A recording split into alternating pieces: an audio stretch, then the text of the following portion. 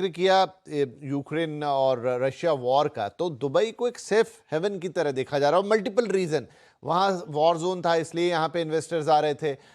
हमने बीच में कहानियां सुनी कि बड़े लोग यूके को छोड़ के, मित्तल साहब का या एक बड़े इंडस्ट्रियलिस्ट किसका, और उनका जिक्र आया था कि वो taxes, because of the tax issue in UK, वो यहाँ शिफ्ट हो रहे हैं। और भी कई कहानियां निकली थी अलग अलग दुनिया के हिस्सों से कि लोग दुबई को एक परफेक्ट डेस्टिनेशन मान रहे, और उनमें सबसे ऊपर था कि भाई सेफ्टी तो है ही, सिक्योरिटी तो है ही।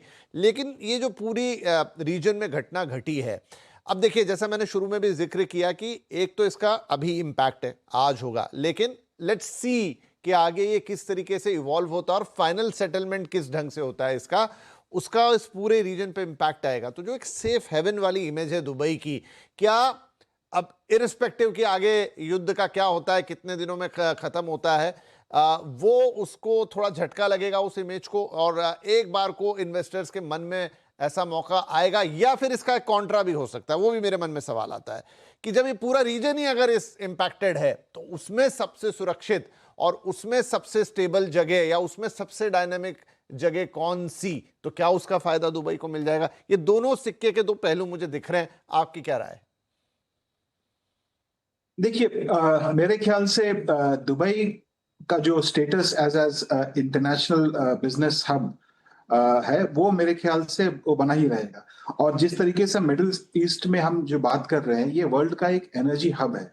तो यहाँ पे आज न कल स्टेबिलिटी लाना सब सारे कंट्री के लिए, ग्लोबल इकोनॉमी के लिए बहुत इंपॉर्टेंट है। तो मेरे ख्याल से इसमें काफी बैकडोर चैनल, काफी कंट्रीज इन्वॉल्व रहेंगे to bring stability in middle east. और जब मिडिल ईस्ट की हम बात करते हैं, तो सबसे prominent investment destination is Dubai. इस बात को नकारा नहीं जा सकता है। और दुबई सिर्फ रियल एस्टेट के मामले में या सिर्फ टूरिज्म के लिए आप इसको नहीं बोल सकते कि यही इसका एक एडेड एडवांटेज है। कनेक्टिविटी अगर देखिए, हर पार्ट ऑफ द वर्ल्ड से एक एक अनमैच्ड कनेक्टिविटी प्रोवाइड करती है। जो प्रोएक्टिव पॉलिसी हो गई, एडमिनिस्ट्रेशन यहाँ की काफी आई वुड से इन्वेस्टमेंट को लेके काफी पॉजिटिव है। और उन्होंने समय रहते जो भी इंटरवेंशन किए हैं अपने मार्केट को इंप्रूव करने के लिए, ग्लोबल कंसर्न्स को मेरे ख्याल से एड्रेस करने के लिए, वो हमेशा एक प्रोएक्टिव अप्रोच रहा है। तो मेरे ख्याल से दुबई की जो एक एक इमेज बनी हुई है ग्लोबली, वो मेरे ख्याल से भले अभी टेम्पररी लोग थोड़े से पॉज मोड में है, पर इसका परसेप्शन मुझे नहीं लगता चेंज होने वाला। आप देखिए जिस तरीके से मिडिल ईस्ट में हिस्टोरिकली हमेशा हमेशा कुछ ना कुछ अस्थिरता बनी रही है। और उन सारे पीरियड्स में अगर आपने देखा होगा, दुबई में हमेशा कैपिटल फ्लो बढ़ा ही है। तो मेरे ख्याल से ये थोड़ा अनप्रेसिडेंटेड स्केल पे वॉर चल रहा है। और जिस तरीके से neighbouring countries of middle east इसके चपेटे में आ गई है, वो एक अपने आप में एक एक चिंता की बात है।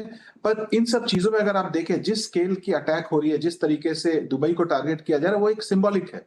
कोई मेजर इंफ्रास्ट्रक्चर पे वहां पे कुछ नहीं हो रही है। किसी मेजर कंपनी या किसी मेजर एडमिनिस्ट्रेटर की तरफ से कुछ ऐसा नेगेटिव अनाउंसमेंट नहीं आया है। हमने कोई मास एक्सोडस नहीं देखा है। किसी कंट्री ने एडवाइजरी इश्यू नहीं की है दुबई को लेके कि हम अपने नेशनल्स को वहां से निकल जाने की सलाह दे रहे हैं। तो ये सब एक इंडिकेशन है कि ये टेम्पररी फेज है। और एक जिस तरह की एक विश्वास उस मार्केट में लोगों की है ग्लोबली, मेरे ख्याल से वो बनी रहेगी। राइट। और क्विकली प्रशांत जी, जो मैंने एक दूसरा फैक्टर पूछा था, कॉन्ट्री, क्या उसका उल्टा फायदा मिल सकता है कि अगर पूरा रीजन ही डिस्टर्ब है तो उसमें मैं एक ऐसी जगह ढूंढूं जो सबसे मुफीद हो? देखिए, दुबई को हमेशा मेरे ख्याल से कॉन्ट्ररी, आप देखिए कॉन्ट्रा इन्वेस्टमेंट का फायदा मिला है। चाहे वो वॉर हो, चाहे वो अगर आप देखिए किसी भी तरीके की अस्थिरता रही। इनफैक्ट कोविड के बाद जब work from home, work from anywhere का कॉन्सेप्ट आया, तो जितने भी ग्लोबली आपने देखे होंगे मिलेनियल्स, जेनजी, सारे लोगों ने दुबई का रुख किया। बहुत सारे कंपनीज ने कैपिटल को टैप करने के लिए दुबई में अपने ऑफिसेस खोले। तो दुबई को मेरे ख्याल से दोनों सिचुएशन में फायदा मिलने वाला। और इसलिए अगर देखिए, अगर आप ग्लोबली देखें, दुबई आज के डेट में one of the most prominent investment hub आप बोल सकते हैं। और जिस तरीके ग्लोबल सिनेरियो में हम रह रहे हैं, मेरे ख्याल से war has become an accepted variable, जिसको सारे बिजनेसेस, सारे कंट्रीज अब फैक्टर इन करते हैं। आप देखिए at any given point of time, unfortunately दुनिया के किसी कोने में हम कोई ना कोई वॉर या कोई जियोपॉलिटिकल टेंशन झेल ही रहे हैं। तो मेरे ख्याल से आप जो कह रहे हैं बिल्कुल सही है। जब चारों तरफ अस्थिरता बनी हुई है, तो कौन सी ऐसी जगह है जहां पे इन्वेस्टर्स को एक एक कॉन्फिडेंस मिलता है कि यहाँ पे at least policy wise, fundamental strength के वाइज कौन सी ऐसी डेस्टिनेशन जहां पे उनको एक एक कैपिटल पार्क करने का या कैपिटल एप्रिसिएशन का एक मौका दिखता है। तो वो दुबई हर एंगल से मुझे लगता है इधर वे बेनिफिट ही करेगा। ठीक है, इसके लिए मेरे पास एक और अल्ट्रा काउंटर क्वेश्चन है, लेकिन वो अभी मैं संभाल के रखता हूं, आखिरी के लिए आऊंगा। ऋतुकांत ने बीच में हाथ उठाया। ऋतु, आप दोनों ही लोग हैं, आप ही को बोलना है। तो इनफैक्ट जो सवाल प्रशांत जी के लिए था, उस पर तो आप अपनी राय रखिए रखिए क्या है, और उसके साथ एक और सप्लीमेंट्री सवाल आपके लिए होगा। लेकिन पहले आपने चूंकि हाथ उठाया, बिल्कुल आप अपने विचार रखिए। देखिए, यूएई में जो भी हम लोग जब अंदर बातें करते थे, जो रेजिडेंट्स हैं अक्सर, तो हम यही करते थे कि कभी, और ज्यादातर लोग हम लोग एक्सपैट्स हैं जो बाहर से हैं, हम यहाँ के सिटीजन्स नहीं हैं, तो हम अक्सर ये बातें करते थे कि यूएई एक बहुत अच्छी जगह है, बहुत सेफ्टी है, कि अगर कभी मिसाइल्स आए, कभी वॉर हो गया, तो क्या कभी ये प्रोटेक्ट कर पाएगी अपने आप को।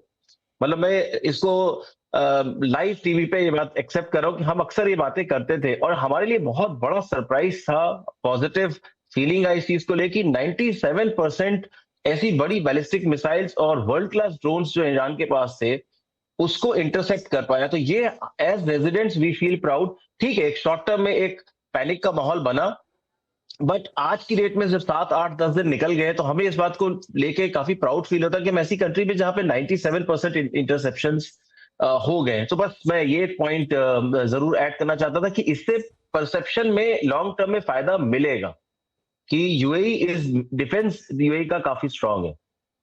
राइट, ठीक है। अब अगर मैं मार्केट की बात करूं, हाल में कई बार दुबई आना भी हुआ ऋतुकांत, और उसमें कि बढ़िया माहौल चल रहा था, बड़े बड़े लॉन्चेस हो रहे थे, वर्ल्ड रिकॉर्ड्स बन रहे थे, चाहे वो कमर्शियल प्रॉपर्टी हो, चाहे वो रेजिडेंशियल प्रॉपर्टीज हो, मतलब बड़ा खुशनुमा माहौल।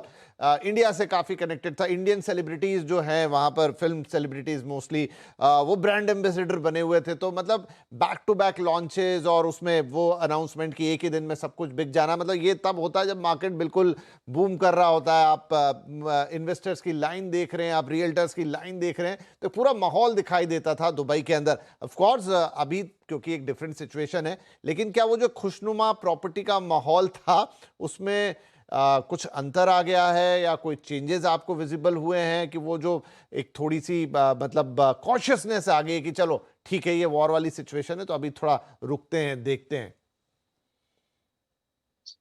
देखिए, हम लोग सीएनबीसी आवाज से बैठे हैं, आपका एक मेजॉरिटी समय जो है वो स्टॉक मार्केट से बात करने के लिए जाता है। आप देखिए, अक्सर ये बात कही जाती है कि मैन ऑन द स्ट्रीट, अगर हर आदमी स्ट्रीट पे चलता हुआ अगर ये कहने लग जाए कि अरे स्टॉक मार्केट में पैसे लगाओ और पैसे बन जाएंगे, पैसे बनने तय हैं, तो इसका मतलब ये है कि थोड़ा सा रिस्क बिल्ड होना शुरू हो गया है। इसी तरह से मेरा अपना मानना ये है as a practitioner, real estate practitioner, कि एक सर्टेन लेवल का फ्रॉड डेफिनेटली बिल्ड हो रहा था, क्योंकि स्पेकुलेटर्स मार्केट में आना शुरू हो गए थे, जिनको ये लगता था, एक वर्ड बहुत कॉमन यहाँ यूज होता था, फ्लिपिंग, कि हम खरीद लेंगे और 6 महीने बाद बेच देंगे।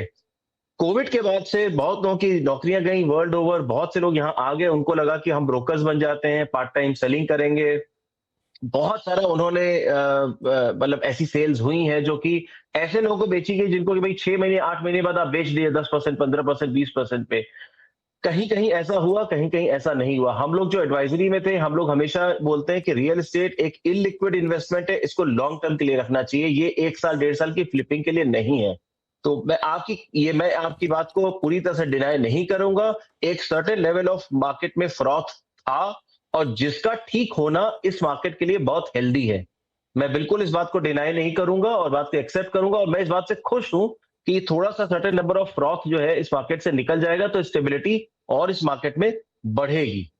इनफैक्ट आप ये बात कह रहे हैं कि बहुत सारे लोग रातों रात आए और रियल्टर्स बन गए या प्रॉपर्टी एजेंट बन गए, उनको लगा कि बड़ा मौका है। इनफैक्ट जो रिजवान साजन साहब से बातचीत हो रही थी, तो उन्होंने तो ये भी कहा कि बहुत सारे ऐसे डेवलपर भी आए, वो कॉशियस कर रहे थे कि ओवरनाइट डेवलपर, मतलब मुझे थोड़ा सुन के आश्चर्य भी हुआ कि चलिए एक इंडियन रियल एस्टेट मार्केट, या हम इधर इस एरिया के रियल एस्टेट मार्केट को थोड़ा अलग तरीके से देखते हैं, लेकिन दुबई का रियल एस्टेट मार्केट जो कंपैरेटिवली छोटा है, इसलिए और ज़्यादा ऑर्गेनाइज्ड है, और वहाँ का जो लैंड डिपार्टमेंट में मानता हूँ वहाँ भी रेरा चलता है, और वो और ज़्यादा अप टू मार्क है। तो लेकिन अगर वहाँ भी ऐसा हो रहा है, तो ये आश्चर्य की बात हो सकती है, लेकिन हाँ, वर्ड ऑफ कॉशन ऋतु भी वही बात बोल रहे हैं कि हाँ वो फ्लिपर